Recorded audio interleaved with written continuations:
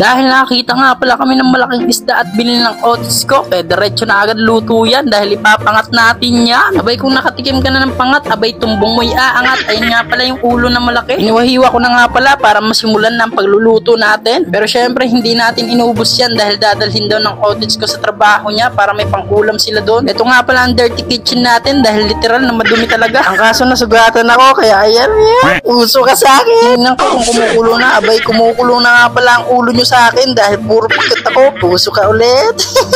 At ito nga pala ang bundot na dadalhin niya sa store. Naglagay nga pala siya dyan ng yelo para lumamig ang pag-ibig mo sa kanya. At meron nga palang dumating na biyaya. Maraming salamat sa nagbigay kay paring Singgay. Dahil kumukulo na, ayan, ilalagay na nga pala natin ang ulo na to. Oo nga pala idol, may kabigatan nga pala to. Baka mahigit 2 kilo yung ulo na to. At ilagay ko nga pala ang ibang parts ng fish. Taray English. Papakitaan ko nga pala kayo ng magic idol. Pag sarap niyan, automatic luto na yan. Ano ka ba? Ilagyan ko nga pala ng asin mga idol para habang tumatagal mas lalong sumasarap. Ay, parang ex mo ha. At eto na, titikman na natin kung napakasarap. Ay, sabaw pa lang, ulam na talaga.